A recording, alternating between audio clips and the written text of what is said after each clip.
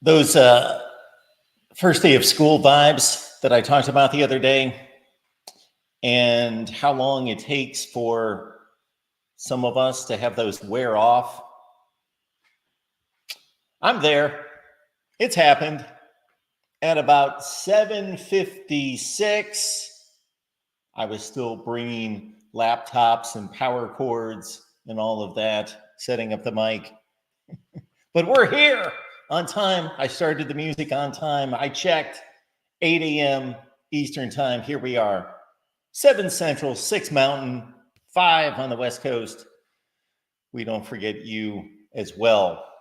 Took me some time to get used to the Central time zone when I moved to Mississippi when I was 26 years old.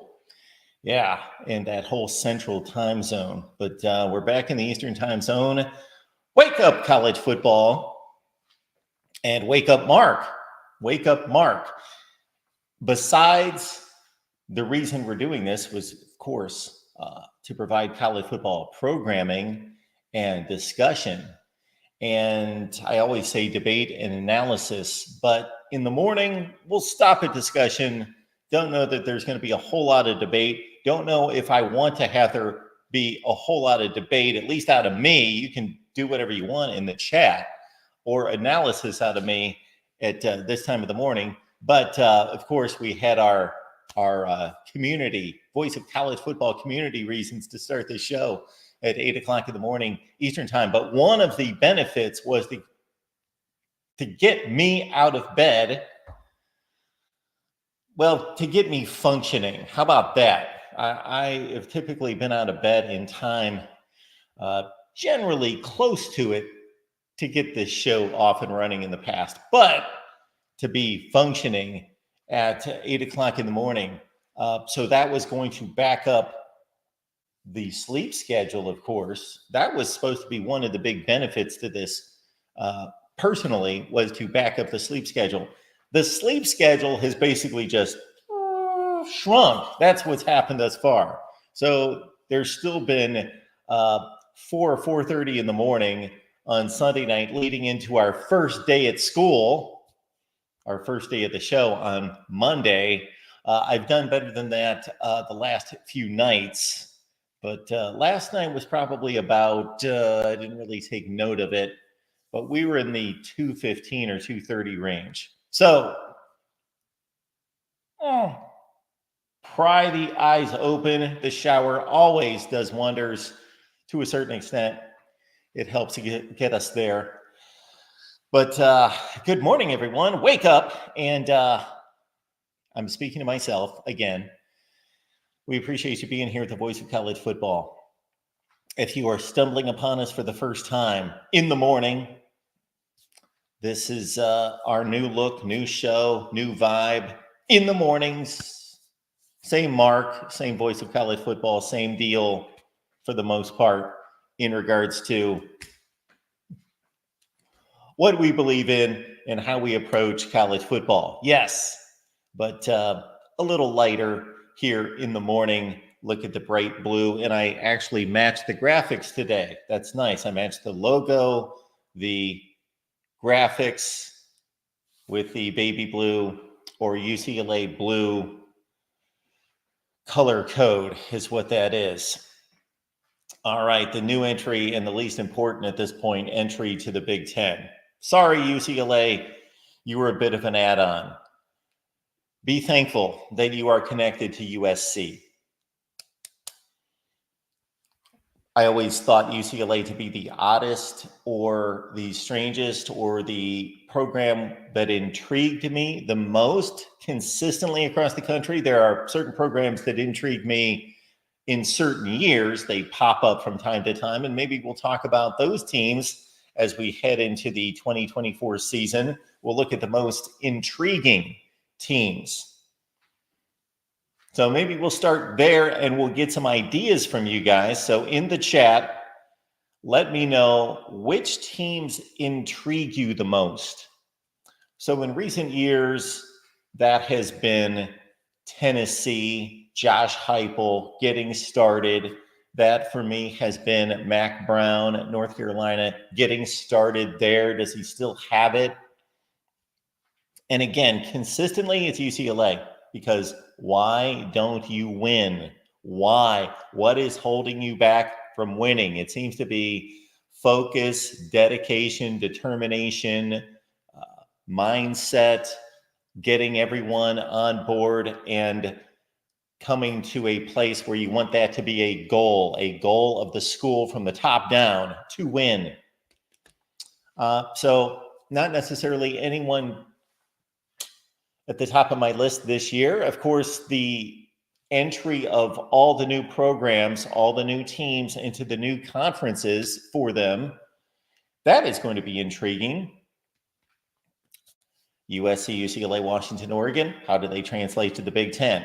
Many discussions here at the Voice of College Football throughout the channels, because we do a USC show twice a week, Ohio State, Michigan, Oregon shows, Nebraska, Iowa.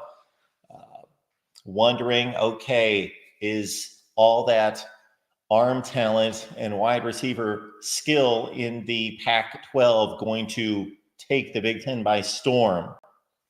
I would have loved to have seen this, because we've had a significant downgrade across the board in quarterback play, or anticipated quarterback play from 2023 to 2024. The level of quarterback play that we've seen in the Pac-12, the final 2 years, may it rest in peace, for the Pac-12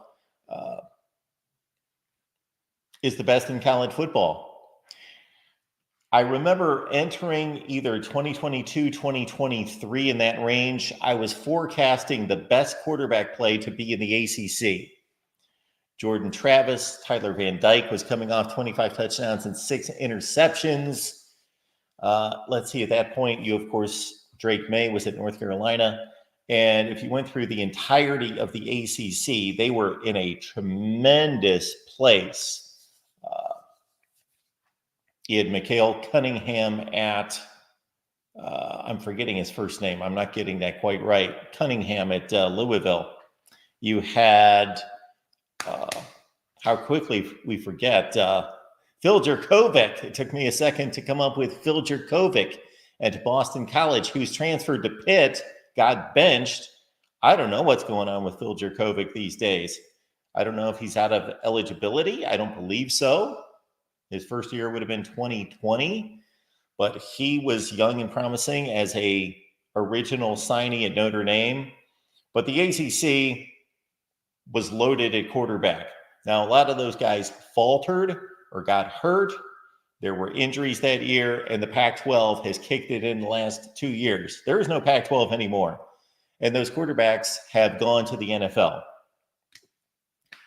So I would have loved to have seen Michael Penix, Bo Nix, Caleb Williams versus the Big Ten and those defenses.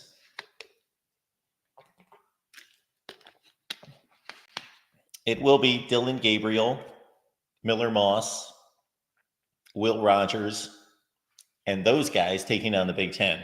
So fascinated by that. And we will, of course, be tracking and analyzing, okay, how good and how successful and accomplished were those 4 teams before their entry into the Big Ten. And there's going to have to be much context given to this, but how well did they perform in their first series in the Big Ten? Big Ten fans telling me we're going to lock them down. They're going to get pushed around. They're going to have to play in the cold. We hear that all the time, the cold. I think that's way overrated. And let me put my phone on silent before we get going here. Way overrated. Still something to be talked about, more so even in the college football playoff. That's where it's going to be interesting, because to take those teams from the Pac-12 and place them in the Big Ten and talk about weather. Take USC, for example. When does weather really become a factor in the Big Ten? Aside from the oddball week like in 2022. That was the week that Iowa played at Purdue. Ohio State had the ABC game against Northwestern, where just the howling winds throughout the Big Ten region. It wasn't that cold. It was just these ridiculous winds where basically it changed the game on that Saturday afternoon. Aside from that can happen anywhere.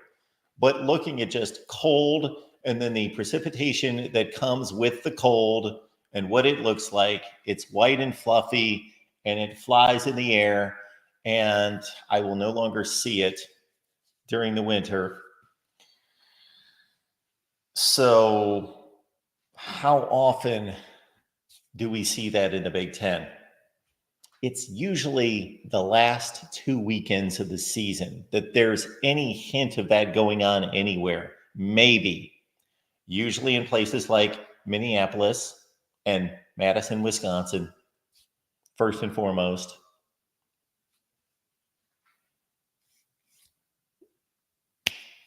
So if you're USC, you're going to play, most likely, 2 of the 4 games at the end of the season on the road. 2 of the 4. That's how it should work out. That is a fair and balanced schedule to try to not stack home and road games throughout the season, but to make it fair and balanced to where you're not on the road the entire month. And so college football scheduling generally accomplishes that. So 4 weekends in November, you're on the road twice. And if you're USC, on the off years, you're playing UCLA. This is very odd about the USC schedule, but they play Notre Dame home and home every year. And when they play them at home, that's the final game of the season. When they play them at Notre Dame, that's in mid-October. So that messes up the UCLA game being the final game. So half of those road games are going to be at UCLA. Or to be more exact, 1/4 of those UCLA games, of those November games are going to be, those late November games are going to be at UCLA. So that takes out a road game right there. So 1 or 2 times USC is going to be traveling to somewhere in the Midwest, or they could be traveling up the West Coast. So there will be impact. I'm not going to discount that. There will be impact on USC and UCLA. They have not been to Wisconsin or Minnesota or Illinois in November. However, they've been to Pullman, Washington. They've been to Boulder, Colorado, and Salt Lake City. And so the weather argument by a lot of staunch Big Ten fans is overplayed. But I am fascinated to see that matchup, just generally, those 4 schools, that if you were just going to take a snapshot prediction of each one of those schools, whether they would have stayed in a unified Pac-12 or this transition to the Big Ten, we're looking at USC as they're an 8-4 football team. That's what it appears to be right now. UCLA is probably a 6-6, 7-5 football team. If we're going to look at conference play, whether staying in the Pac-12 or moving to the Big Ten with a 9-game season, USC is going to win 5 or 6 games, 5-4, 6-3. That's what it appears to be. Same thing would have been the case had they stayed in the Pac-12. UCLA, more like 3-6 if things go bad, 4-5, 5-4, in that range. Washington, big drop off without all that personnel. Check out the Washington video that we did this week with our guy Lars Hansen from Lockdown Huskies. Check out the Washington video that nobody's watching, but is too good of a video for nobody to watch. I made the argument, and thus the title of the video, and that might be the issue. I made the comment during the conversation with Lars. I said, this, for what it is, for what it's worth, is the most unique situation in college football. It's also arguably the most unique situation in college football history. And you say, what, Mark? What are you talking about? How can there be a most unique situation in college football history at Washington? In history? Well, there are various versions of unique.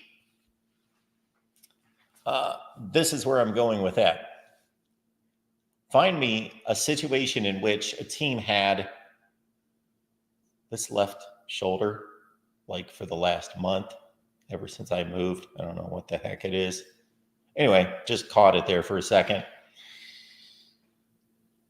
New quarterback, new head coach, therefore a new coaching staff.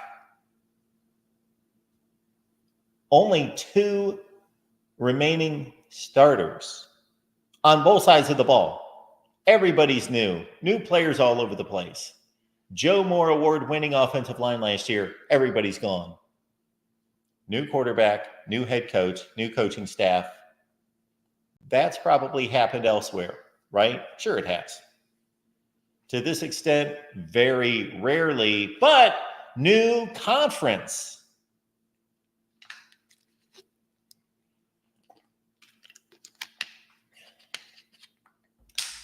So without looking at the schedule, Washington's probably a 7-5 team this year. Probably a 7-5 team. The offensive line is a mess right now. Oregon, whether staying in the Pac-12 or moving to the Big Ten, they are the type team coming into this year. They are loaded. They have arguably the best offensive weapons in the country. And with Dylan Gabriel at quarterback, maybe the best offense in the country. And their defense, strong. And maybe Dan Lanning has learned a few things about gambles. And when it makes sense and when it doesn't make sense, or the term calculated risk. But regardless of where Oregon would be playing this year, you look at that team and say 11-1. So based on those expectations of winning those numbers of games for those 4 schools, moving to the Big Ten, we will put that into context, I'm sure, throughout the season, because aside from playing each other, which is going to be roughly 2 games for each one of those schools, they're going to play 7 old school, current Big Ten teams. So that's 7 times 4. That's 28 games for us to say, what does this look like? Who really had a better conference? So, yes, there's intrigue there. And Oklahoma, Texas moving to the SEC. We talked to our guy Nick Battle this week from Nino's Corner. Check out the videos on our new and improved. It's not new, but it might as well be because we did nothing with it for the past 2 years probably. Texas channel. The Texas channel. Check it out. And we're doing a new and improved Texas show every Monday night with Matthew Miller at 7 Eastern. And we'll keep it right here for a week or 2 and then over to the Texas channel. So let's talk Texas football on Monday nights at 7 Eastern. Oklahoma, Texas. So Texas, of course, picked its spot to jump to the SEC at the right time. It might have been the quite embarrassment just a couple years ago. And Oklahoma, the schedule is tough. It's difficult for me to see much more than 8-4 for Oklahoma playing in the SEC this year. Appreciate you all being here at the Voice of College Football. So aside from those situations, although you can throw anybody in the chat that you would like as your team of intrigue, who intrigues you this season in college football? Has anyone chimed in on this? So it's those teams. And oh yeah, there is a 3rd conference. There is a 4th conference. Lest I forget, I have in my mind fast forwarded to like 2028, maybe. The Big 12, yes, the newcomers, Utah. Utah has, of course, won the Pac-12 championship twice in the last 3 years and was appearing in Pac-12 title games. Before that, they come into the Big 12 as arguably now the best program in the Big 12. And they will play a lesser schedule in the Big 12. Sorry, Big 12 fans, it's an easier schedule for the likes of Utah moving to the Big 12. It may be just as deep a schedule, meaning the bottom rung teams just as strong as they are in the Pac-12 and maybe a little bit better. Whether whoever that is, flip a coin, who are the bottom rung teams going to be this year? Well, you got to think that there's still going to be BYU, Cincinnati, and Houston. Put UCF in there as the 4 newcomers, but UCF played more capably than the other 3.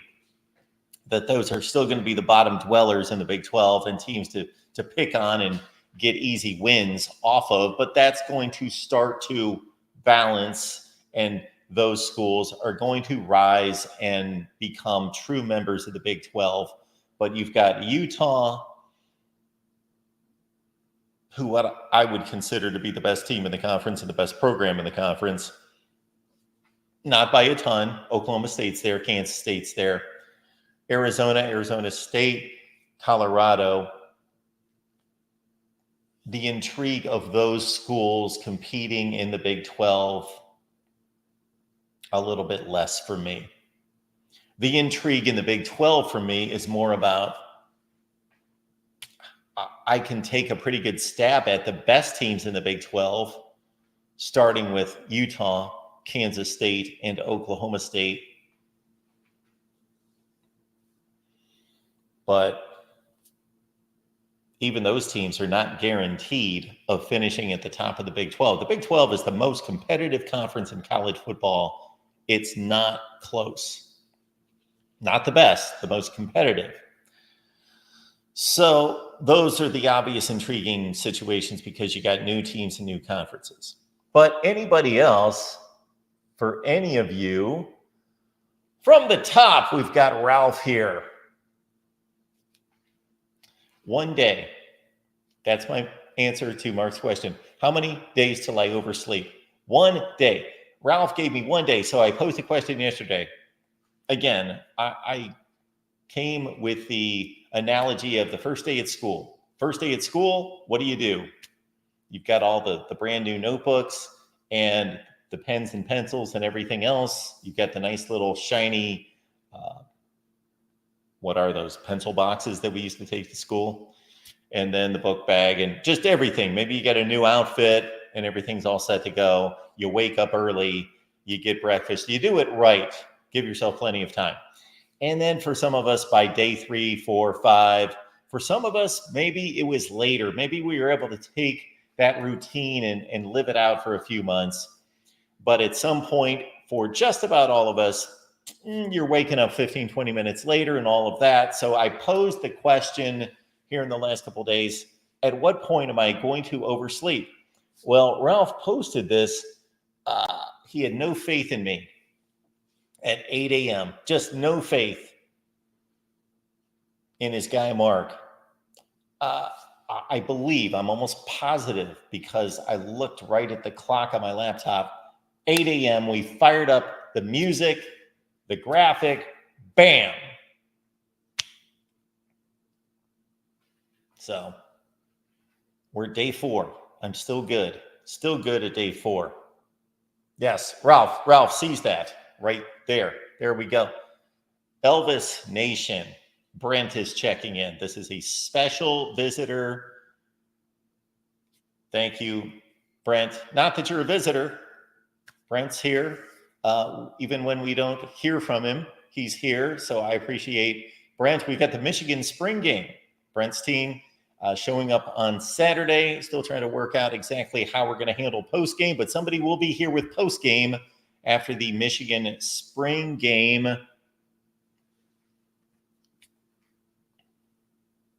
So, yes, thank you for being here, Elvis Nation.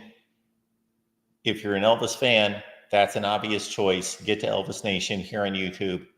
If you're not an Elvis fan, what is wrong with, give it a shot. This has never failed where I've said to any non-Elvis fans or detractors of Elvis throughout my life to say, just listen to this, watch this, listen to this. The least I've ever gotten was, okay, I get it. It's not really my cup of tea. I'm still I'm still into hip hop or whatever. So I'm not really going to listen to it, but I get it. It is that good. I do get it now. That's the least. Most of the time, the great majority of time, they're sold. Joey's here today. And here's the big thing to know about Joey and our West Virginia channel. It is revamped, reset, relaunched, locked and loaded and ready to go. What I would ask you to do is go to the West Virginia channel, check out the video that Joey and Shane posted most recently to talk about the new lineup on the West Virginia channel. And I'm getting out of the way, so it has to automatically be better just based on that fact. So I'm getting out of the way, and Joey's got it revved up there on the West Virginia channel. So check out that video. Joey lines it all up for us. But I do know that there are going to be live shows on Monday, Wednesday, Thursday, and Friday. I'm almost positive I've got that right. Yes. Well, hopefully one of us is in heaven. But thank you for that. Ralph, Uncle Rico, I used to think Mark was a vampire until Wake Up College Football. Well, I'm just now half vampire. That has been the problem in the last 4 days. But this is part of the adjustment. This is my attempt through you. I'm using all of you. Sorry, is to readjust my life and become a normal person.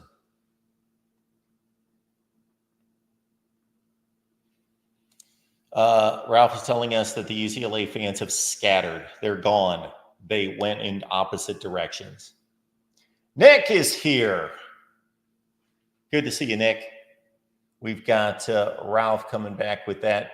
Jim, I believe those are his most intriguing teams. Nebraska, USC. Is Texas for real? Can they back up what they did last year? Texas is back. They were back for 1 year. Can they build a program and show that they're fully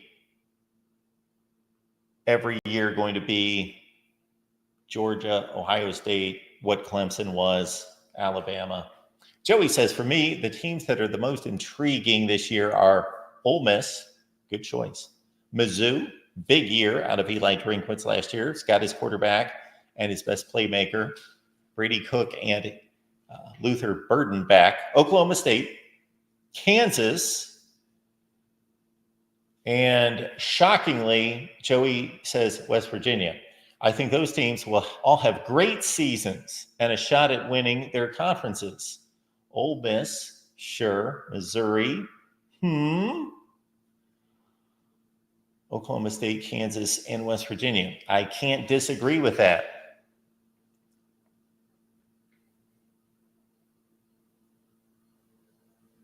Yes, Phil Jerkovic. He's still at Pitt. Jim, good to see you, Jim. I'd like to know when Jim showed up. I used to do this all the time, and I'm going to give it a morning try, which is going to be a little bit difficult for me to do.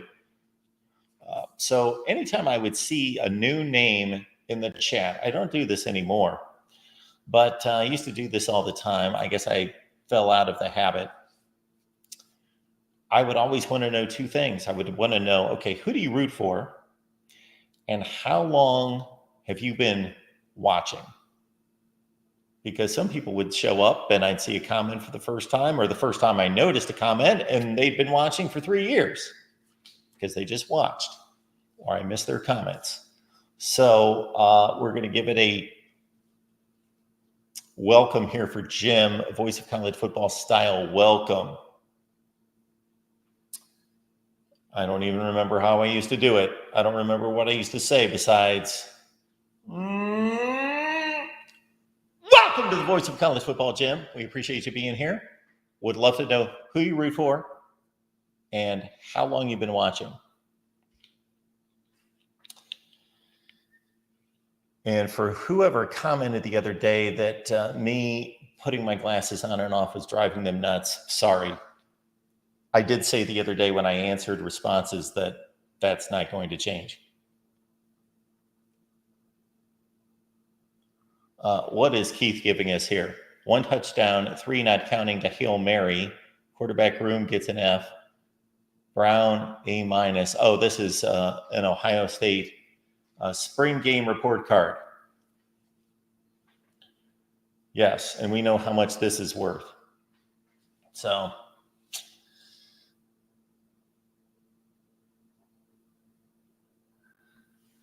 Joey letting us know that Pitt has lost some serious transfers this past week. We just caught up with another one the other day. They lost one of their most experienced linebackers. He was second or third on the team in tackle. Solomon Shields entered the transfer portal just this week. Rob, yep. I have listed Texas A&M in the past as a team of intrigue. We talked about weather in the Big Ten. Ralph says usually snows in Michigan a week before Christmas. Doesn't affect football season usually, but there are some years when it snows late November. Yes, we will see snow in the Big Ten somewhere this season. But unless there's a storm that settles in and it affects half the conference, because it's usually not the entire conference it's not now because the conference is everywhere. But in the Midwest, it's usually the final 2 weekends of the season. Maybe. We had this conversation about Ohio State, Michigan in terms of weather and those locations. When that game's played in Columbus, the average temperature is like 58 degrees.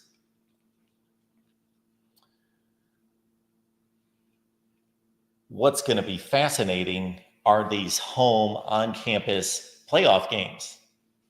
I am rooting for those to be played in places like Madison, Wisconsin.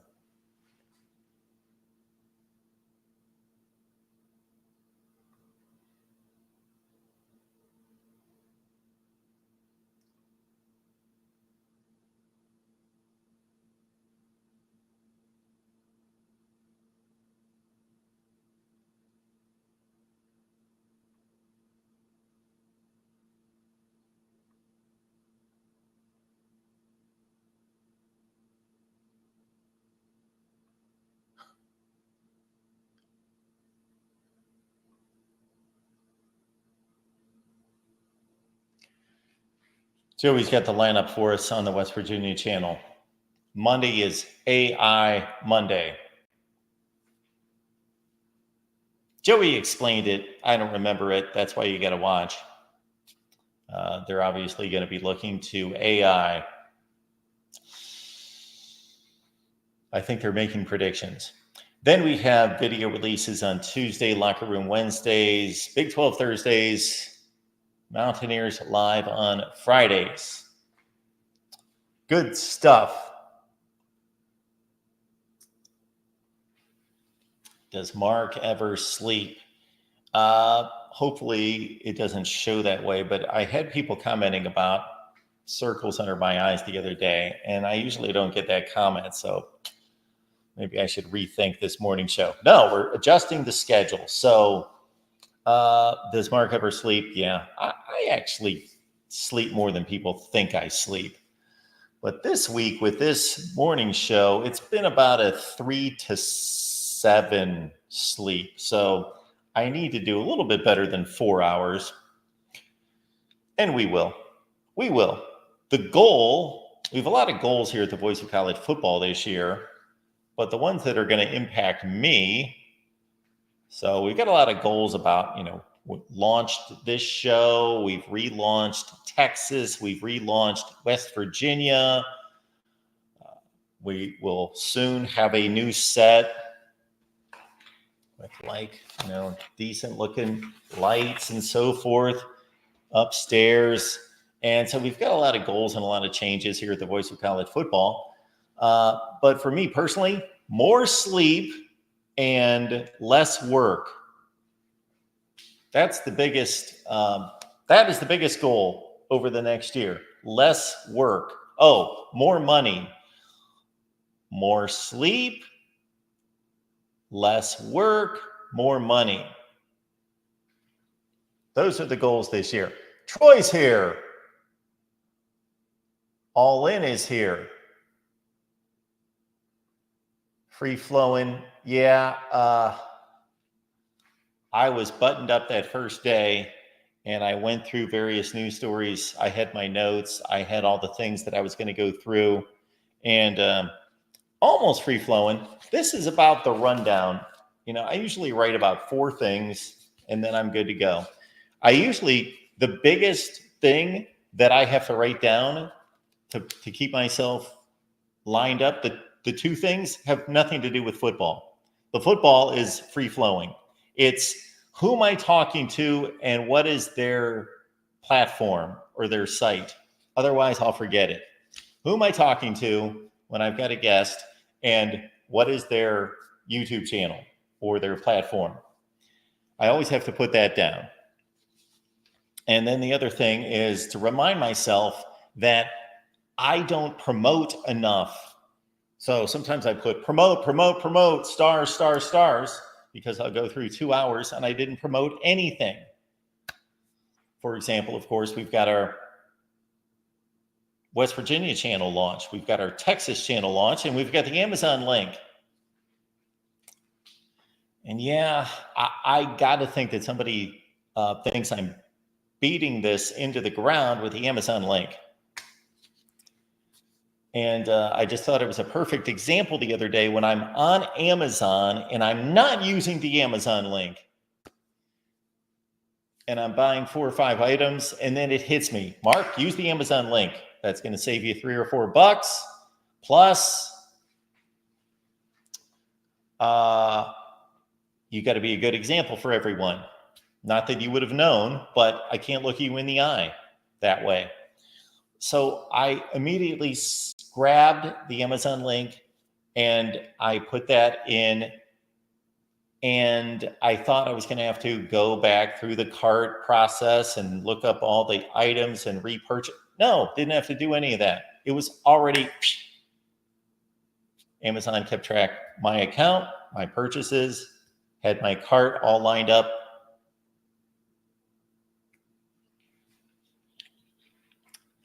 So please use the Amazon link. If you do anything for the Voice of College Football, I would think that that would be the easy thing to do. Doesn't cost you a penny, helps build the channel. There you go. I don't think anybody wants to see a twin brother of mine.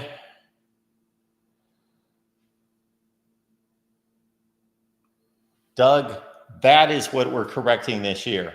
That is the goal between now and the off season next year. After the football season, we never want to see that statement again. Hardworking, yes. Always want to be diligent and hardworking. Don't need to be the hardest working person on YouTube. Don't want to be the second hardest working person. Don't want to be the 1,000th hardest working person. Want to be the moderately working person with a reasonable workload. But I do appreciate, I know when people say that that's a compliment. So I do appreciate that. But we don't want that.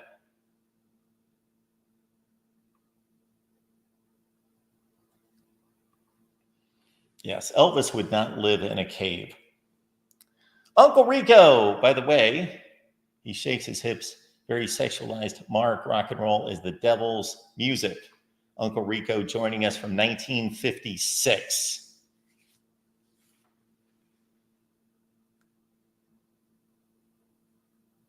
Okay, I have to read this comment just because Ralph put in the work to look it up. I'm sure all you have to do is put in a date and some website's going to calculate that. Yes, 32,608. He would be 89, only lived to be 42, so 47 years it's been. Okay. Tim the Tap Man. Tim the Tap Man. So this is another byproduct of this show that we were hoping to achieve, is to hear from people that we don't hear from normally, because I get this comment all the time. Mark, I do watch. I'm locked in. I'm watching these videos, but I'm not with you at 8 o'clock, 10 o'clock, midnight.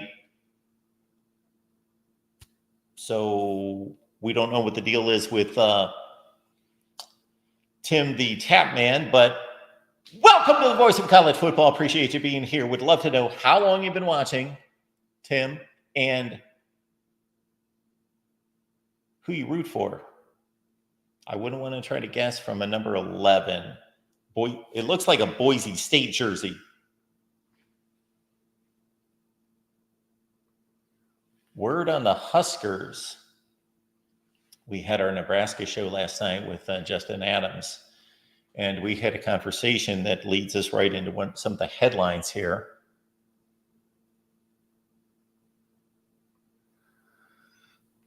Chris, if you didn't know this, I am a mind reader.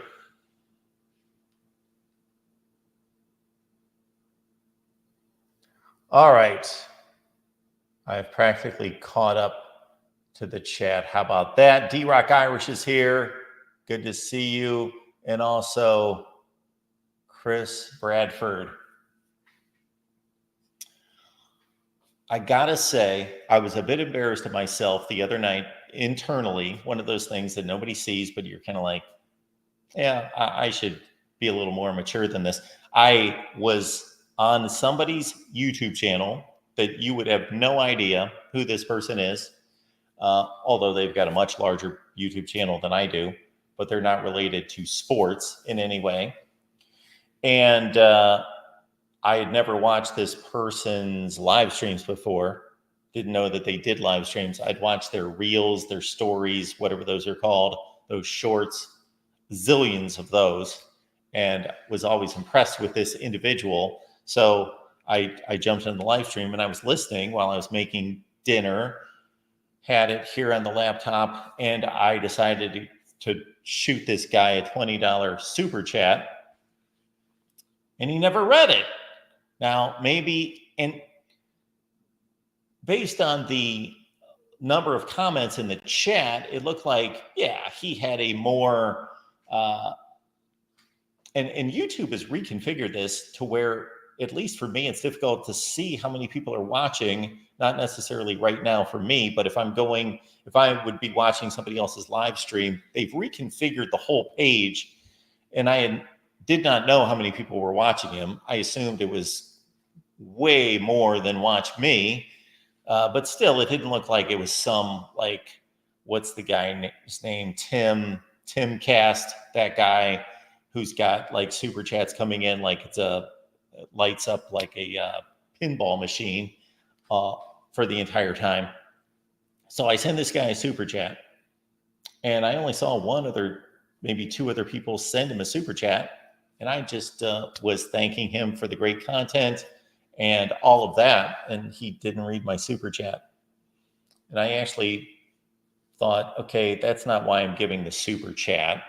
I'm giving it to support him, so he doesn't necessarily need to read the super chat. I'm sure everybody else in the chat can see it, but I would like the guy to read my super chat because it was well thought out. It wasn't just like, hey, awesome job, boom. I wrote out a well thought out comment there with my $20 super chat, and he didn't read it.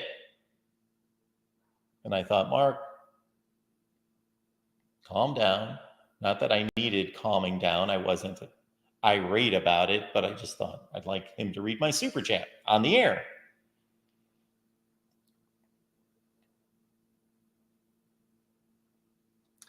Jeff's here.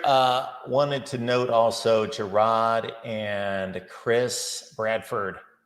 Thanks for being here. All right, we'll get to those morning headlines. Let's get to those. And as I am going to remind everyone just about every day, I will say I'm going to ESPN for the morning headlines. If you want me to go somewhere else, I will, although I'm going to supplement it today with another article that I found that may explain one of these news items that's extremely important. So here we go with the headlines for today. And yesterday I kicked us off the air twice. I'll try not to do that today. This coming in from Heather Dinich. College football fans seem to be a bit mixed on Heather Dinich. I've heard her say maybe one or two things in 10 years that I took some exception to, but she seems to be a very capable individual and a professional. So Heather Dinich writes here, and I may do something with this later if I have time, do a separate video. May also include the conversation we had on the Nebraska show, because that was a good conversation. I thank Justin Adams for bringing this story to light for me. He found it on the ncaa.org site that's more detailed and specific about all of this. Of course, Heather Dinich is a reporter, a writer, so she's going to condense things, make it more readable. So the NCAA approves new transfer rule allowing immediate eligibility. So many of you were asking what? They already have immediate eligibility.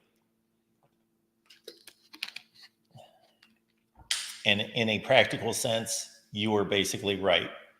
It was already there. A couple things have happened here. Number one, of course, they used to have to sit out. These players would have to sit out a year when they transferred. And then there were so many exceptions. I'm trying to think of the term, basically disclaimers, exceptions, that they would get waived and be able to immediately transfer. We did see two players last year, though, that come to mind. The Miami defensive tackle who transferred to Florida State, Daryl Jackson, and also the wide receiver at North Carolina who transferred from Kent State, Tez Walker, where they had to sit out Jackson until the bowl game, Walker until midseason. But generally, players have been able to transfer and get that waived. So there were certain details concerning those two players that were very sketchy. With Walker, he filed the paperwork in time, but there was something about the processing that it took until after the limit to get to the processing of the paperwork. Yeah.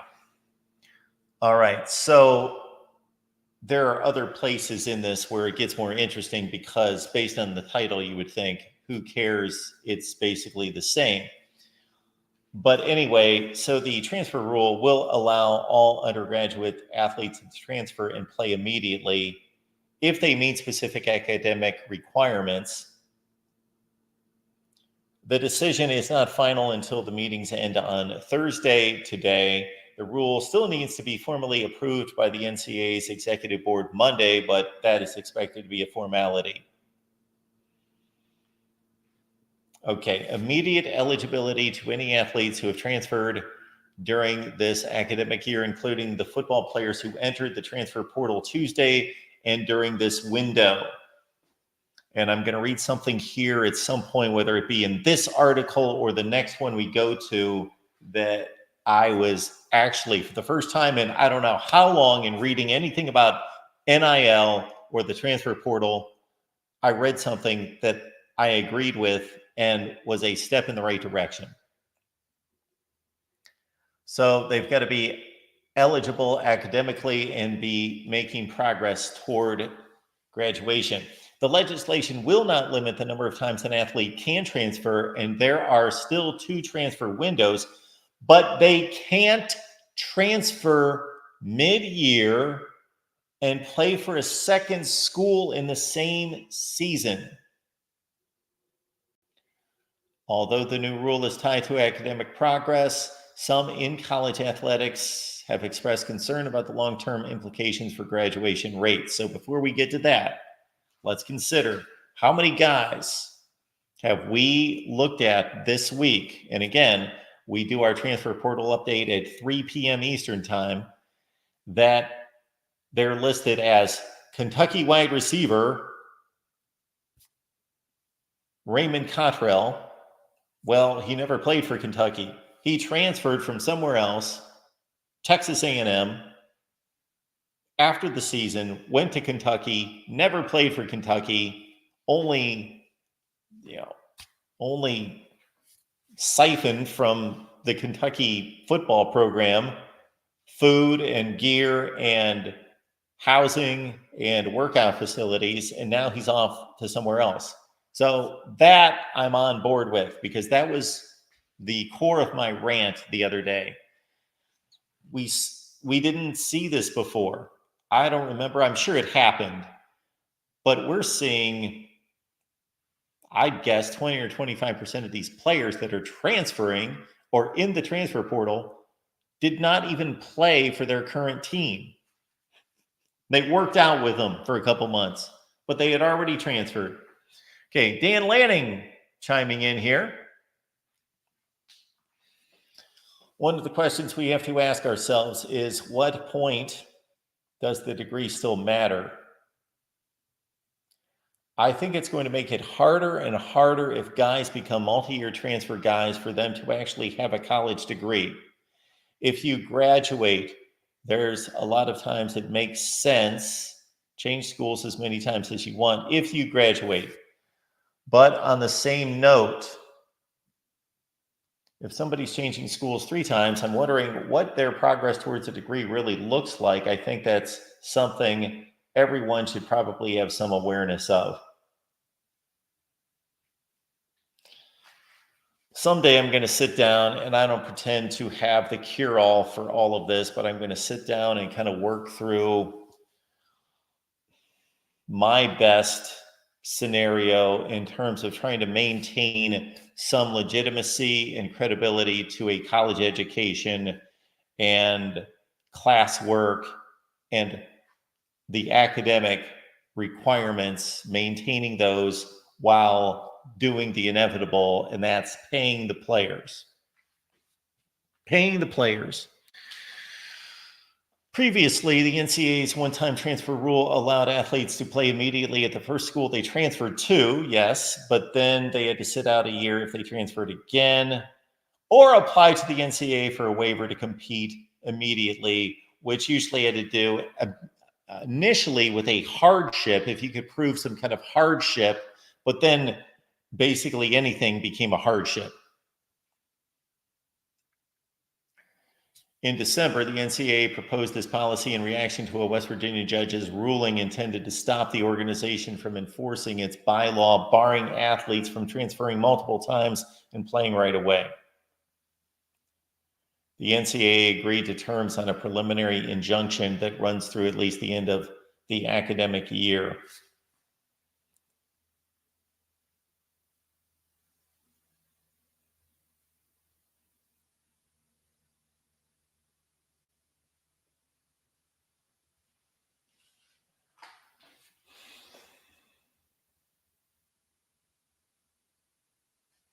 Okay, I believe we get the gist of that. I don't think I'm going to go to the other article because I don't think that I pulled up an SI article and also one directly from the NCAA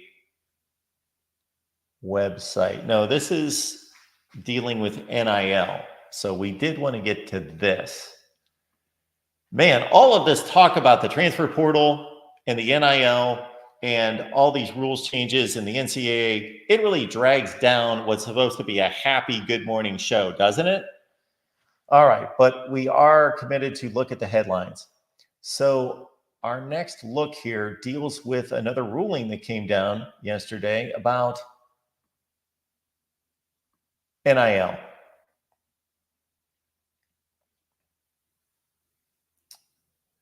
All right, so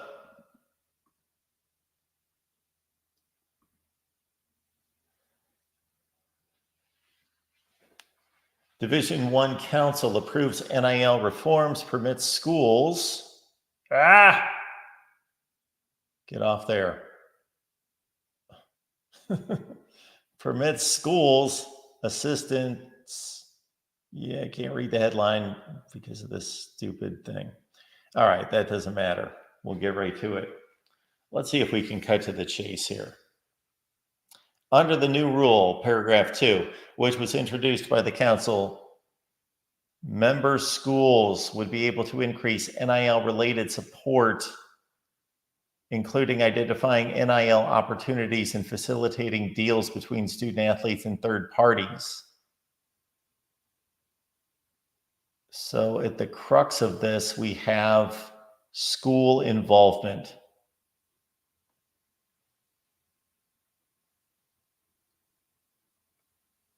I'm not finding that exact wording, and we're not reading all of that. It's a bit of a mess.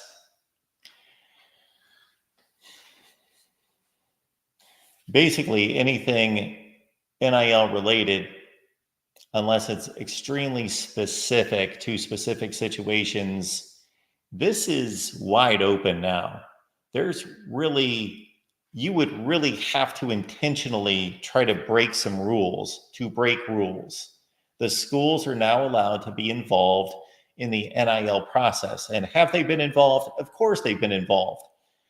But most of them, I believe, were trying to at least abide by the rules to some degree.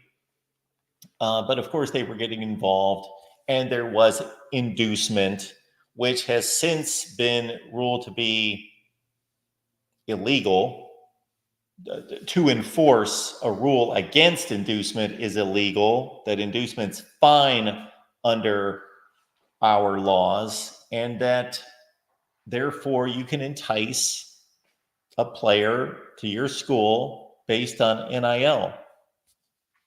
And now the schools can be officially involved with the collectives to set all that up and talk to the player and deal with the player on specific inducements heading to school. That's pretty much what it comes down to.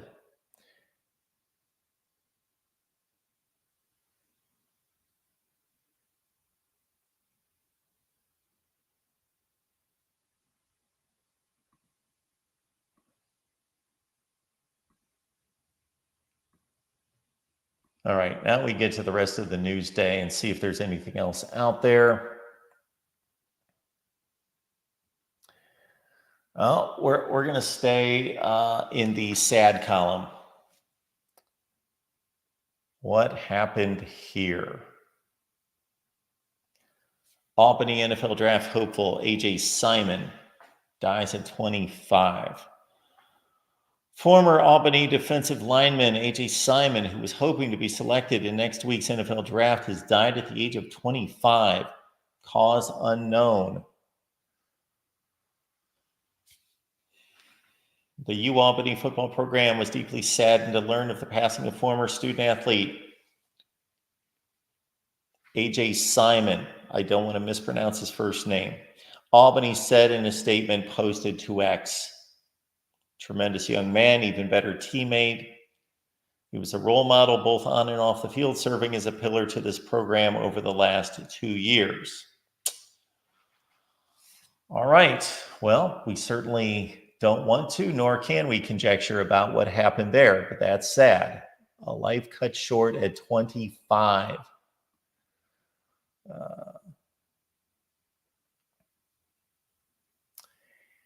This guy's a really good player. Played at Houston, went to Colorado, and he's in the transfer portal. One, Alton McCaskill, tailback. Still has 2 years of eligibility left. He's in the portal. And again, we're going to go live with our portal update at 3 p.m. Eastern time He was the American Conference Rookie of the Year in 2021 with Houston. You can see about 1,000 yards total offense and 16 touchdowns. But, okay, he asked to be redshirted. He's the guy. I do recall this because I thought, look at those stats. He only had 59 yards last year. He asked to be redshirted because I remember him coming to Colorado, former four-star. He had offers from USC and Oklahoma State originally. 13 Colorado players have already entered the portal this week. We had a really good conversation last night. Check it out on the Nebraska channel with Justin Adams about Matt Rhule's approach to recruiting versus Deion Sanders. Again, 13 Colorado players in the portal. And Colorado is actually one of the few teams in America that I believe is under the scholarship limit right now. And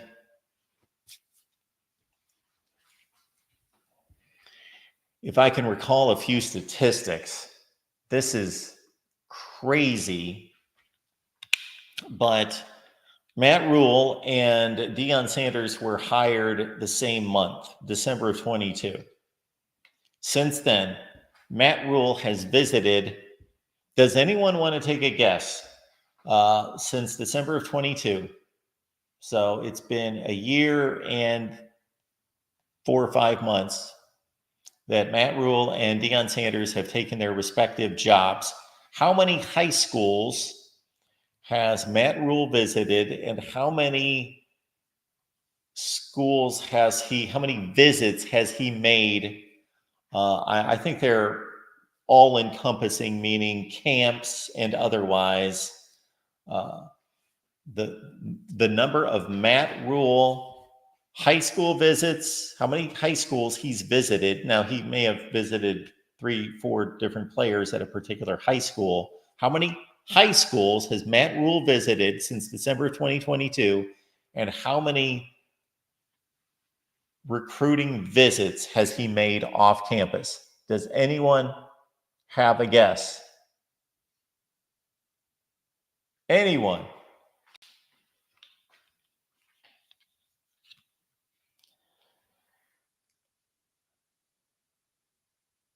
Okay. Nick's being the funny guy. Okay. So, yeah, I wouldn't have been able to guess the number myself. So I'll take you guys off the hook, since if I was in the chat, I'd be like, I don't know, Mark. I don't keep track of recruiting and how much these guys are out there. I would try to come up with some kind of guess. I don't think I would put the numbers out there in terms of what they are. Joey says 42. I guess that refers to how many high schools that Matt Rhule has visited. So the numbers that we saw in this report, interesting story. And then Justin and I took off on this. It was a great conversation. High school visits and how many high schools he has visited, and then how many recruiting visits. So since December of 2022, Matt Rhule has visited 108 high schools, and he has made 428 recruiting visits. 108 high schools, 428 recruiting visits. Okay. Deion Sanders was hired the same month as Matt Rhule. Guess how many high schools he has visited compared to 108, and how many recruiting visits compared to 428. Erica says, wow. You will especially say wow when compared to Deion Sanders. Again, the numbers for Matt Rhule are 108 high schools and 428 recruiting contacts, whether that was at a camp or wherever, or in-home visits. Okay, Deion. Ralph says 55 for Deion. I guess that's the high school visits compared to Rhule's 108. Again, 428 visits off campus. Anybody else? 108, 428 for Matt Rule. This could be an easy number to remember. Deion's numbers 0 and 0. He has visited 0 high schools and made 0 off-campus visits. 0. WVU Scott made those guesses, and that's reasonable to think. Okay, he hasn't done nearly as much work as Matt Rule, but he's done something. 0 and 0. He's done nothing. He's recruited everybody from his office or from his Twitter feed. It also stated in this article that Deion Sanders has basically placed his 2 sons, Shedeur Sanders, the quarterback, the defensive back, Shiloh Sanders. They're really good players. But get this, he has placed them in charge of the offense and the defense in regards to recruiting, and has said, if you're an offensive player, contact my son Shedeur. If you're a defensive player, contact my son Shiloh. Now, I don't know what he's going to do when they move on, but anyway, so it's crazy. That's crazy.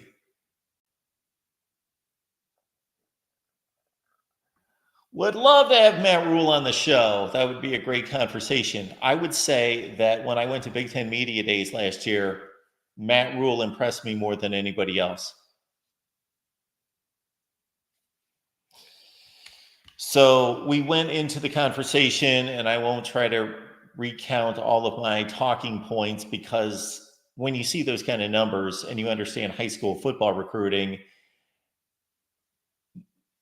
I gave my allegiance in this conversation, my debate, to Matt Rule, of course, but there were a few considerations to be made about Deion Sanders being unique, and he is. He just is. I'm not puffing up his ego. It probably can't be stretched anymore. But he is a unique commodity in college football. So I'll give him a little slight leeway. I don't think this is sustainable. He's not going to be able to do this forever. If he compiles too many 4-8, 5-7, 6-6 seasons, he's going to stop being Deion Sanders, the celebrity, and he's going to be the underperforming college football coach. And that's what he's going to be, how he's going to be viewed.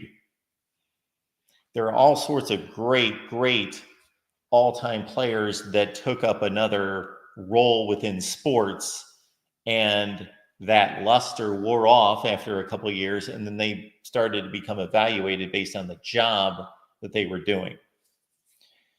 And again, this is not the conversation for right here, because we already had it last night, and I'm not going to go through all of it right now, but I thought we had a great conversation concerning this, because again, I gave Deion some leeway because he is arguably the greatest player at his position in the history of college and professional football. And he's parlayed that into a TV career and a media career that then parlayed that into a coaching career. And therefore, he can do less than others and use other means to recruit to an extent. To an extent. All right, enough on that. All right, you can make me breakfast. How do you do that? Send a super chat, or Venmo, PayPal, and Cash App is actually the most effective way to contribute here at the Voice of College Football. And you will, I'm going to get to Nick's comment here in a second. And we will, of course, recognize and acknowledge your contribution, and you can purchase me breakfast. So the next segment is basically what's for breakfast, Mark, or / make Mark breakfast. Unless you're in the area and can personally come over and have use of my kitchen here, you can't make me breakfast, but you can make me breakfast. Let me get that right. You can't make me breakfast, but you can make me breakfast. So again, if you want to see me make or eat something in particular that's maybe your favorite breakfast item, grits has been brought up here because I've never had grits. So that became a topic the last couple of days, eating some grits. So have at it. I will put anything on the menu that you would like. All right, they can Grubhub it. There you go, Ralph. I hope Nick is trolling. I hope so. I hope that's not a legitimate statement. Never had grits. The first time I remember even thinking about grits, and Erica says, Grubhub is horrible. I know nothing about it. They can sponsor here, and we will not allow that statement to be uttered by me. But other than that, I have no idea. Never had grits. Yeah, the first time I knew what grits were before going to a McDonald's in Alabama. So I get a job in Mississippi at WCBI. Wonderful WCBI, CBS station in Mississippi. So I get this job. I go down to Mississippi, and before, I think we're in Alabama. We're traveling into Mississippi. We're in Alabama. We stop at a McDonald's, and that's the first time I noticed in a restaurant that there were grits on the menu in a McDonald's. And for some reason, I've always remembered that because it struck me as I've never seen grits in a restaurant before. Now, this was a long time ago. I was just a lad. But yeah, never came up with the grits. I've seen them on people's plates around me. But I quickly determined that it's one of those things that become people's habit and they're really not any good. It sounds like what you put on the grits is more important than anything else.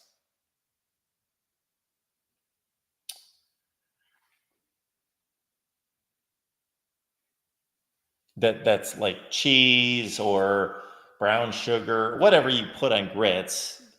I'm sure there's a lot of things that is more about that supplies the flavor, and the grits are just filler. It's just like lard to just fill up your stomach.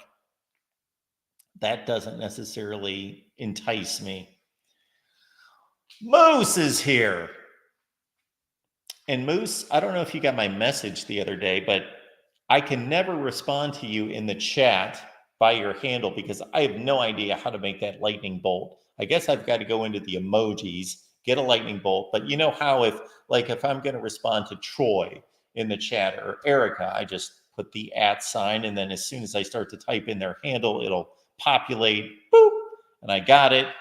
And so then here, I never can respond to Moose because it doesn't come up. Anyway, Moose, thank you so much for the contribution. Moose says, for your breakfast, Marky Mark. Nom? What am I missing here? Explain to me. What emojis do we have here? We've got, so $5, which after YouTube gets a hold of that, pancakes, waffles, bacon, bagels, and eggs. Okay, so, well, French toast is probably my favorite all-time breakfast food. French toast is probably number one. Pancakes, right up there, waffles, all of that.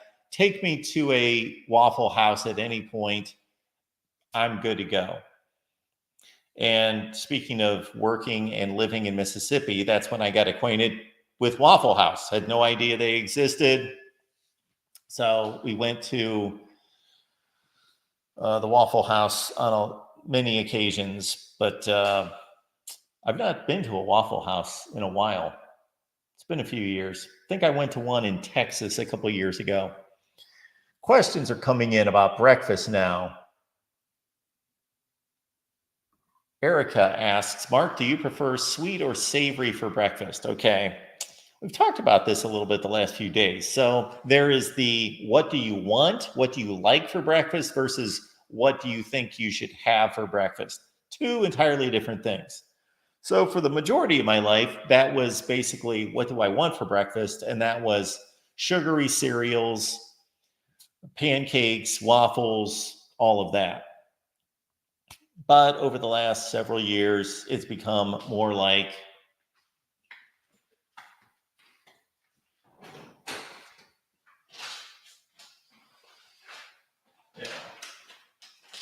so as you saw the last couple of days, I do have life. And when you have kids around, when you have a spouse and children, then you've got 6 boxes of cereal on hand, that sort of thing. But that is no longer the case. So, like, this is supposed to be healthy, and it should be based on how much I paid for this. I've been eating these kind of cereals for the last 6 months to a year, something like that. Bacon and eggs. I do bacon and eggs.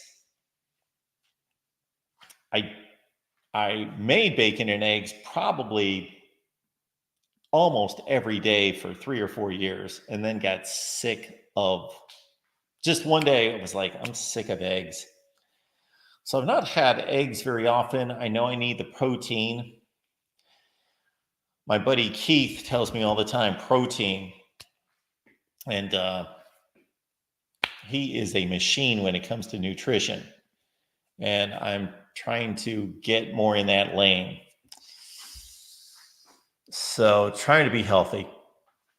Joey says, I want to see Mark prepare century eggs from China, roll mops from Germany, which is a slice of pickled gherkin wrapped in a fillet of pickled herring. Great breakfast, Mark. If I look those things up and we go along with our little program here, absolutely. I will make all of those things as soon as the request is made. As soon as the request is made, we will do that. Moose is giving me free reign just to purchase whatever for the 5 spot there, the probably more like 320 spot there for breakfast. So Moose, unless I get further directions, thank you so much for the super chat. Joey, that's going to run you quite a bit there, I think, for the super chat. I have no idea what any of those things are, but I would look them up. You can make the elaborate request, and I will look those things up, and it may be a complete disaster back here. And we'll start this once I get the wireless mic hooked up. It will be possibly a complete disaster back here, but I will make it and I will eat it. Uncle Rico's here.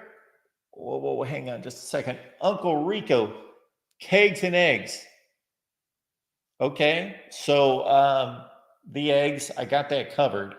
Kegs. What, you want me to drink a beer for breakfast? Is that what you want? I got to down a beer for breakfast just for Uncle Rico. Really? I have never, even back when I would partake in some drinking, which I don't anymore. You know, I did with some friends a couple weekends ago, but this is not part of my daily life. I never.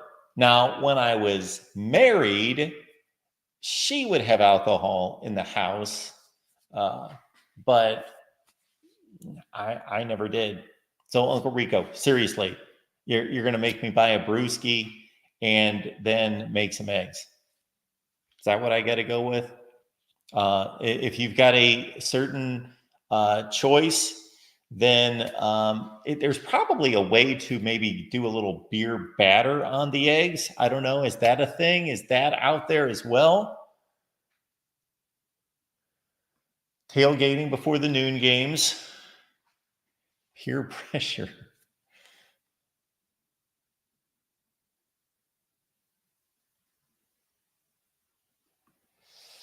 Yeah, not for me. It wasn't. No, that was relegated to the Thursday nights, Friday nights, Saturday nights.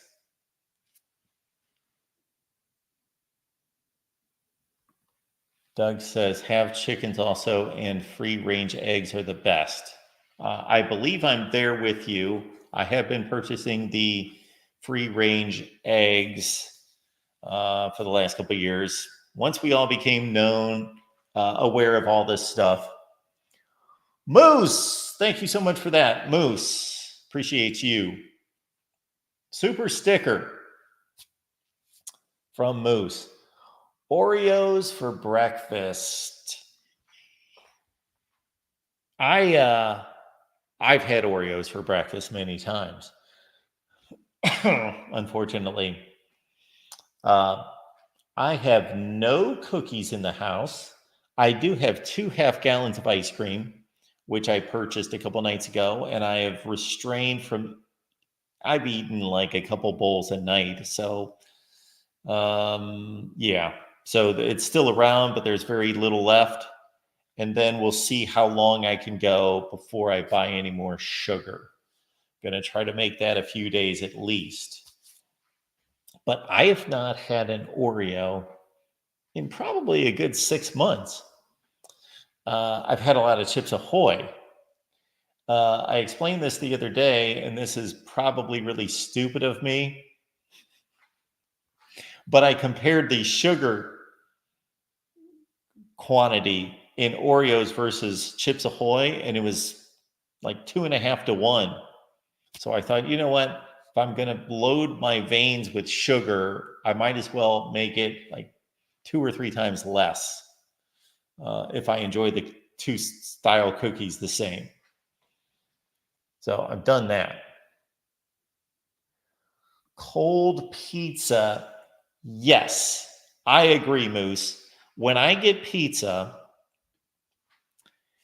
and for the rare times that I'm both eating pizza with someone else or leave any of the pizza left, that almost never happens. I did find a Jets pizza here. Listen to this deal. I went to Jets the other day because I was going somewhere I'd never been. And I was coming back and I saw a Jets pizza. So I did a beeline into the Jets pizza because I got really into Jets pizza in beautiful Cuyahoga Falls, Ohio. And when I get into something, I get a little obsessed with it. So for Jets Pizza for about 3 weeks, I was going there like 4 times a week. Yeah, good choice, Doug, on the Jets Pizza. And I would get a standard, I would order through the app, and I'd get a standard 4 slices of pepperoni. And so then I moved and forgot about Jets. If I forget about something or if there's a change in my life, I get out of a habit. Then it's 2 years later and I'm thinking, why did I ever stop doing that? Why did I ever stop watching that? I really liked that, but it just, it's gone. So Jets Pizza was gone, but I passed a Jets Pizza the other day. So I ran in there. And why did I bring that up? Number one, because I found a Jets Pizza here, but it's probably further than I would just leave to go get a Jets Pizza. Like I wouldn't, it was close enough where I lived previously to make a drive to the Jets Pizza. Yeah, it's about 20 minutes away. Too far. Not going there. So, I noticed this deal. Listen to this deal. So, first of all, I was pleasantly surprised at how cheap Jets Pizza is. I should say inexpensive because I don't think the pizza itself is cheap. I think it's good pizza. It's far better than, sorry, maybe I'm blowing it for sponsors, Little Caesars, Domino's, Jets Pizza, much better. And I've never had a full pizza. I've only just had slices. But I'm in this Jets Pizza, and I start talking to the guy at the counter, and he tells me that that they just opened. And this Saturday, they're having a deal. They had a big banner 4 slices. And again, I was impressed with Jets initially because everything else is just getting so ridiculous. You go through a McDonald's drive-through and it's $16 for a meal because I get a milkshake with it. But it's $16 practically for a meal at McDonald's or one of these other shoddy fast food places. And I go to Jet's Pizza, you can get 4 slices for like $11. So I'm in the Jet's Pizza and they are promoting that on Saturday as their big launch, 4 slices for $4, $1 a slice. But it sounds like you have to buy 4 slices because it says 4 slices for $4. But that's a screaming deal. Now, again, I don't know if on Saturday I'm going to drive 20 or 25 minutes to go to Jet's Pizza just to get 4 slices for $4. Probably not going to happen. But yes, I discovered Jet's Pizza just here in the last year. I had some friends suggest it, and I said, yeah, I've heard of it. Never been there.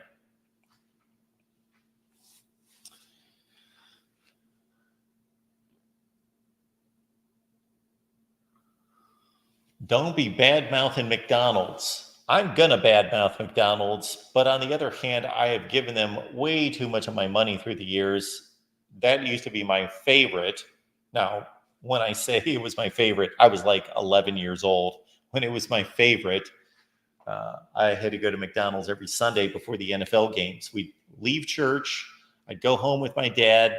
We'd drive through McDonald's, be all set for the NFL games with a Big Mac, fries, chocolate shake. But McDonald's, I told a story, this was a few months ago, and now I can't remember exactly how this went. But basically, I went to a McDonald's. They were out of hamburger. I went to a McDonald's that was right down the street. They were out of milkshakes. I received the worst service at a McDonald's over the since COVID. What did COVID do to this country? The service in this, it has something to do with that time period, that the service in this country, the customer service has just plummeted. That's what I respect about Chick-fil-A. You go there, people smile, they greet you, they actually talk to you, and the service is quick. So I never understood, ever since I went to Chick-fil-A for the first time, which was about over 10 years ago. The first Chick-fil-A I went to was in Colorado, and my girlfriend at the time and I took my kids to Colorado, and we went to a Chick-fil-A. I'd never been there before. I was amazed. And then I was amazed a few times after that, going to Chick-fil-A. And there was one time in particular, I'm at Chick-fil-A with my girlfriend. She wants to go to Chick-fil-A, and we didn't have Chick-fil-A's in Connecticut. So I wanted to go to Chick-fil-A because I thought it was good, and I never got to go. We were at a shopping plaza, and there was a Chick-fil-A, not in the plaza, but like separate building out front. And there were so many people in line that it wrapped around the plaza, and it was out on the main street, which was like a highway practically. And I was like, well, forget this. And she's like, no, it won't take long. And so we decided to skip the line, and I went inside. Well, I didn't go inside because even the line at the counter wrapped around inside and was outside.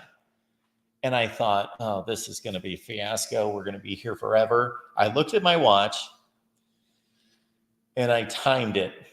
And I made it from outside the building in line to the counter in like 10 minutes or less.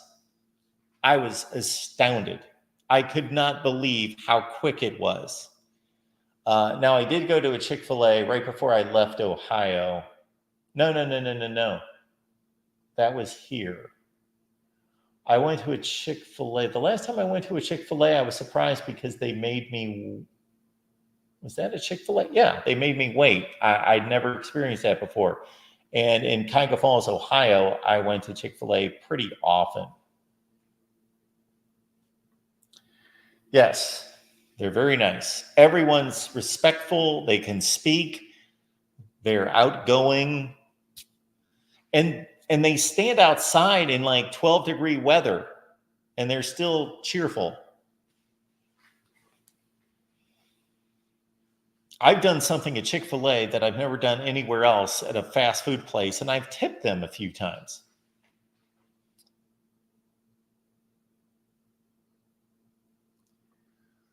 Well, the Rod Farva, that's probably a good thing that you get heartburn just thinking about McDonald's. I think my eating habits would be better if my stomach ever bothered me, but my stomach never bothers me.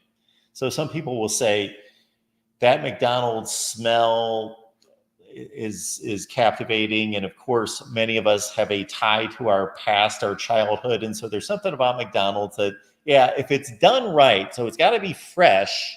It can't be a horrible, it's sat around for 2.5 hours McDonald's, then it's forget it. Then you are wasting everything away. You're adding blubber to your frame and you are clogging your arteries, and it sucks. So there's a no-win situation. So it's got to be a freshly made McDonald's, but people will say, that was good for 15 minutes and then I'm going to pay for it. See, with me, the deal is I don't pay for it. My stomach, whatever I put in it, it doesn't bother it. So I'm not like 2 hours later either hurting or just thinking, man, I'm dragging. No, but it has that effect. I'm not saying I'm immune to the effect of McDonald's. If I ate it every day for a month, yeah, I'd feel it. I'd be dragging, sick, who knows what. Just like the experiment, the McDonald's experiment. They made a movie, didn't they?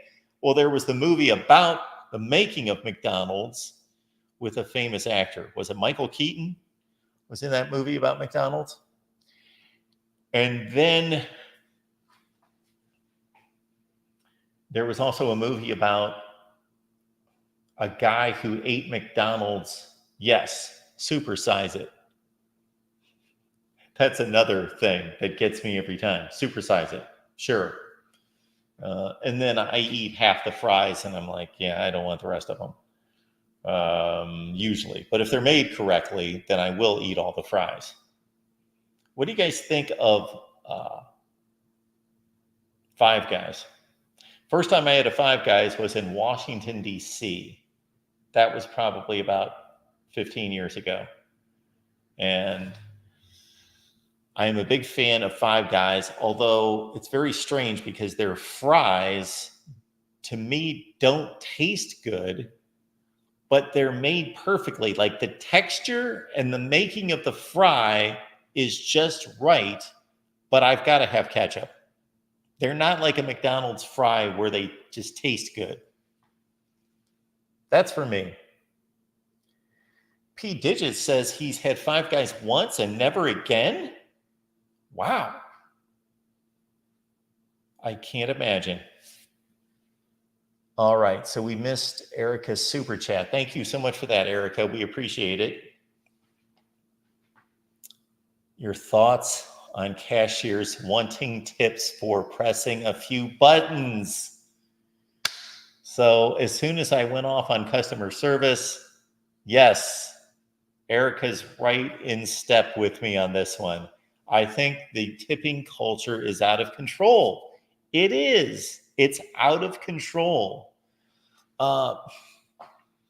So I am fully in favor and understand the tipping mentality that there is service involved in this situation.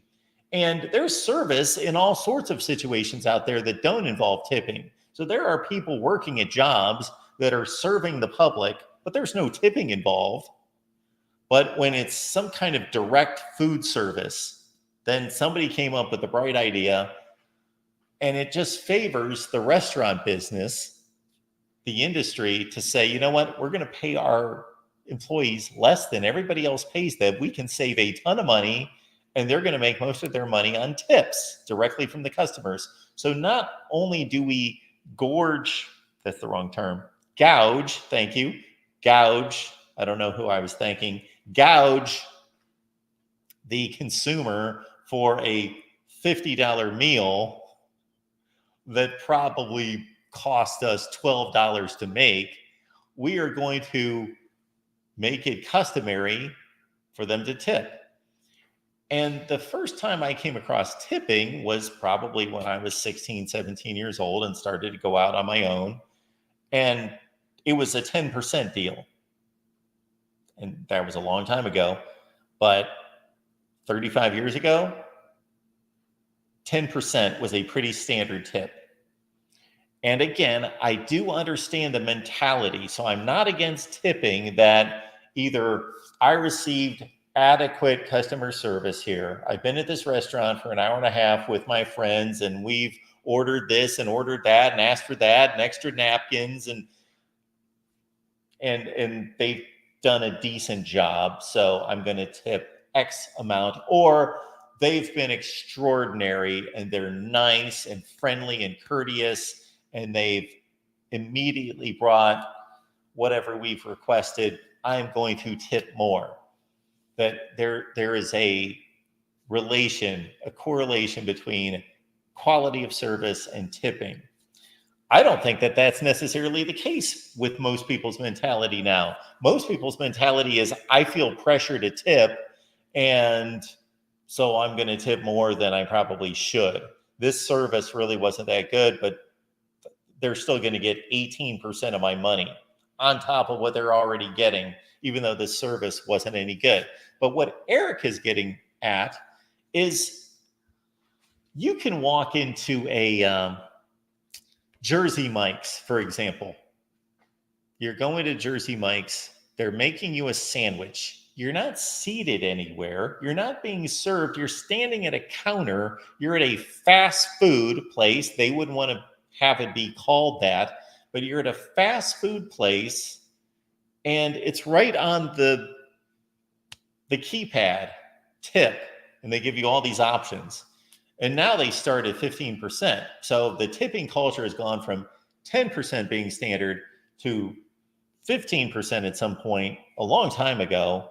And I even think now 15% is considered a low tip. I usually just do the quick math and I go 15%, and then I kind of round it up. So I'm tipping 17, 18%.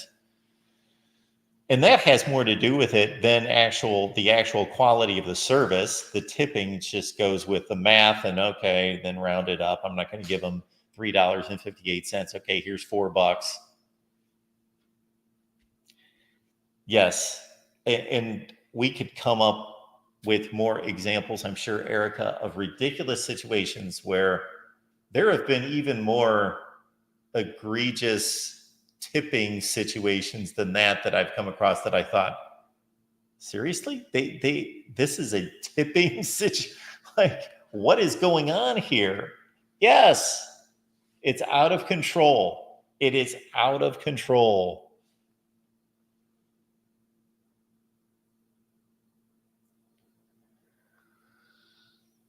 Jersey Mike's, I was a big fan of Jersey Mike's when I first discovered it, and still am, but not so much. I've been able to kind of back off. We should probably stop getting into food conversations, because the more I pick apart these restaurants, the more, if they would ever come across, and I know I'm just kidding, they're not going to come across my analysis of their businesses, they won't sponsor. We would love to have Jersey Mike's as a sponsor. I have a Jersey Mike's app and the points deal. I've got it. So Jersey Mike's, you should be here sponsoring us. But I will say two things. They go really heavy on lettuce. That place loves lettuce. I'm sure it costs them nothing. But I get these subs, and if I don't say, can we go about half on the lettuce? Like, they stack lettuce about that high on my subs. And then they love the oil and vinegar as well. I like the oil and vinegar. I'm pretty much a mayo guy, but I'm trying to back off of that a little bit. But they will just douse these things with oil and vinegar to where it's just seeping through the bread. And it's like, hold off. Old Country Buffet was phenomenal. Yes. Yes, Old Country Buffet. I went to a country kitchen the other day before I left Ohio. I went to a country kitchen with my sister, and they changed it to something else. And I remembered going to this country kitchen all the time. We'd go out on the weekends, and then late at night, boom, we'd be in the country kitchen. Yeah, it's too much lettuce. It's like I just don't know what's in the process there that they would be, and it's all very regimented. So they're instructed. It's not like I ran across one dude that puts on too much. It's everywhere. Yes, Pizza Hut. I used to love Pizza Hut pizza from the time I was about probably the first time I ever had it when I was 10 up until. All right, we're going to tell some restaurant stories. I don't know why. We've been on here for a long time and we've ceased to talk about college football. We're talking about restaurant stories and food stories, and Pizza Hut. Love Pizza Hut. I loved it my whole life, through my 20s, through my 30s. Unfortunately, I raised my kids on Pizza Hut. We'd get, if I just left it open on a Friday night too, okay, we're watching movies. What do you want? Pizza Hut. Okay, that's good with me. Loved Pizza Hut. But at some point, I don't know if this was just specific. I need to go to another Pizza Hut. I need to just, that's what I should do this weekend. Just go to Pizza Hut. Find another Pizza Hut and see how good it is. Because at some point, this was probably when my kids were in their early teens. So this is 10 plus years ago. And we had a consecutive run of bad Pizza Hut experiences to where it went from, there wasn't anything noticeably different about the look of the pizza, the style of the pizza. It all stayed the same, but the quality of the pizza just, and this happened 3, 4, 5 consecutive times. I gave Pizza Hut more rope than I would give anyone else, except McDonald's, apparently. Then I finally just said, no more Pizza Hut. No, we're done with Pizza Hut. It sucks now. I don't know what happened to it, but it sucks. I'm not going to Pizza Hut anymore. Does anybody remember Friendly's? Growing up, I loved Friendly's. I'd go there, I'd get hamburger, which was not a hamburger per se. They put it on bread and it was toasted. It was really good. I think you could get hamburgers as well, a standard hamburger, but I'd get the hamburger, fries, coleslaw, and then I would get the biggest sundae that they had, which was the Reese's Peanut Butter Reese's Pieces sundae, which is basically just hot fudge, marshmallow, peanut butter, 5 scoops of ice cream, whipped cream, and then they would put Reese's Pieces on it, and they were new. I think that's when they came up with this sundae. But yeah, Pizza Hut's gone downhill. Tukey for Friendly's only for ice cream. Yeah, so yeah, Friendly's quickly became just an ice cream place to me as well. But I would take my kids there.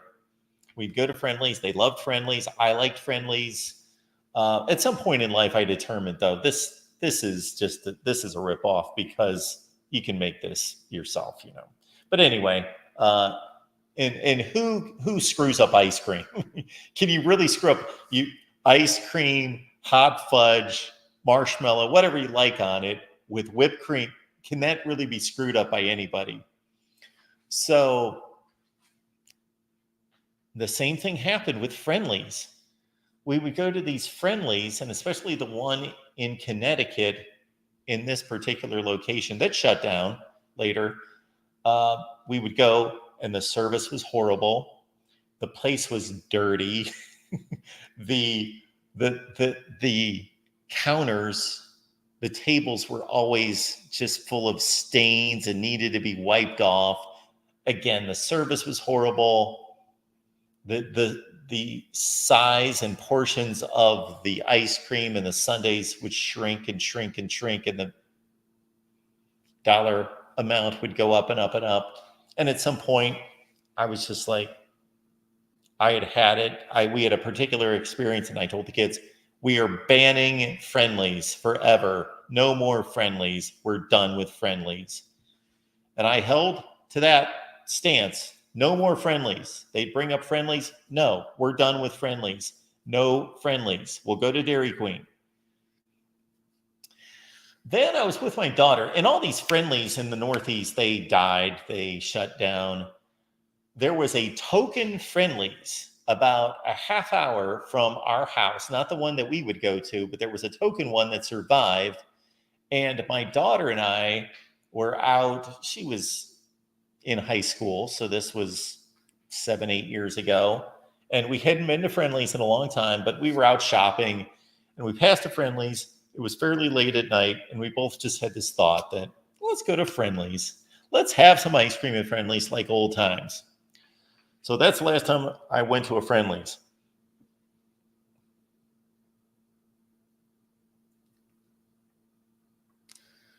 John says that Domino's Pizza is another organization that Dave Brandon messed up. Dave Brandon, I know that name from somewhere, but I cannot come up with who that would be. But it's been my experience that Domino's Pizza has always sucked.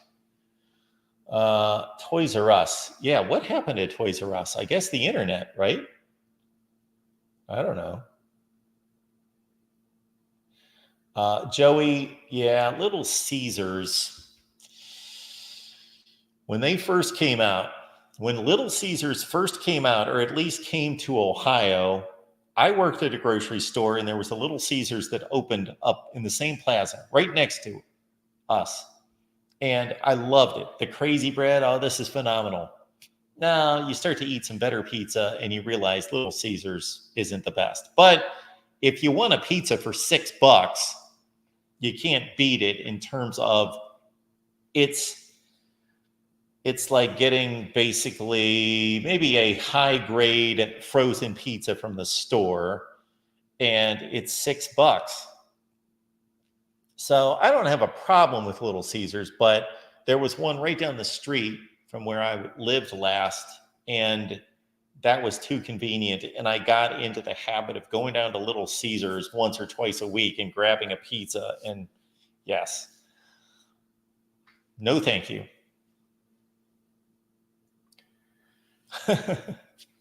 Voice of College Football, member berries about food edition. And I'm sure there are tons of interesting and amusing comments here, but we will wrap it up with our breakfast segment here. So yeah, I guess I'm kind of painted into a corner here because there is not enough cereal for me to eat. We do have a box of Life, but I just purchased some bacon and eggs. So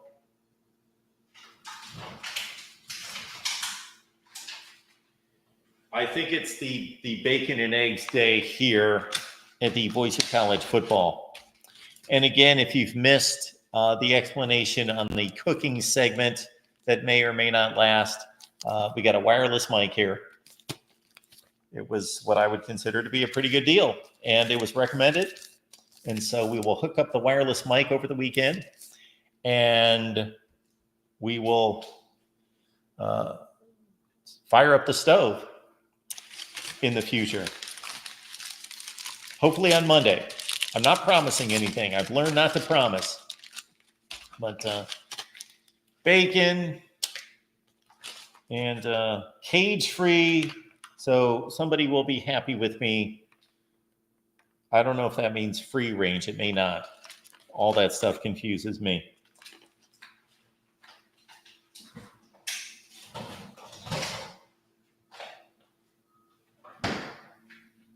got a container of strawberries. I started to eat those last night, and they need to be eaten today. They're at that point where they're just good enough. Erica is asking, who likes Pizza Ranch? Never heard of it. Pizza Ranch. Is that a Illinois thing? Iowa? Midwest? Don't know about Pizza Ranch. Final story of the day. It relates to Pizza Hut. Oh, I've got a lot of Pizza Hut stories, actually, but nobody's watching at this point. Like, nobody's here except you faithful. So it's time to shut it down. We went to a Pizza Hut. We attempted to go to a Pizza Hut in Washington, D.C. So my family's in Washington, D.C. This is about 10 years ago. I guess everything was about 10 years ago. It's about 10 years ago. We're in Washington, D.C., and we are doing all the national monument, that type of Washington, D.C. trip, which I could certainly go again. Love that stuff. So we're there, and you can't see everything. We're there in Washington, D.C. We're close to downtown, and we decide we got to go get something to eat, but it's not the type of area that there's a lot of restaurants around. So we drove around and around and around and around. We finally find this Pizza Hut that actually ended up being very close to our hotel, but we left the hotel and went the other direction, and it was like only a mile on the other direction. We drove all around town, then we finally found it. This was the strangest Pizza Hut experience because we went there and it was like they had the building, they had the sign, but the pizza and everything involved with the food was not Pizza Hut standard. It was not even Pizza Hut style. I forget the explanation because we asked the waitress, because we ordered the pizza expecting Pizza Hut pizza. We're in a Pizza Hut and we get this pizza and it's like this generic pizza that looks nothing like Pizza Hut. And I asked the waitress, she said, well, she made some kind of explanation about that they make their own pizza. It's not Pizza Hut pizza, but you're in a Pizza Hut with a Pizza Hut sign. It's the oddest thing, which also reminds me, Moose is coming in here. Moose, thank you so much for that. That's very kind of you. So our Voice of College Football memberships are here on YouTube, also on Patreon. So if you would be so kind and you were just supporting, certainly you can have memberships in both. But we do not intend that you need or require to have memberships in both to enjoy the benefits, okay? So understand that even though we've got Patreon, there are YouTube memberships, but we're not gouging you in a sense that you don't have to be like, oh, I got to be a member on YouTube to get this, but I got to be a member on Patreon. No. We already had the Patreon established with about 70, 80 people, and then the YouTube membership started, and I wanted to take advantage of those, but keep the Patreon because I knew that anytime if you cancel something and try to get 80 people to move to something else, it's just not going to happen. So we kept both going. And please, when you become a YouTube, I'm going to post this actually. This is also a great reminder to me. I notice in the morning it's difficult for me to talk. But anyway, Moose, this is a good reminder as well that I'm going to make a post for YouTube channel members as soon as we get done here. Okay, yeah, I've got an hour before the next show. That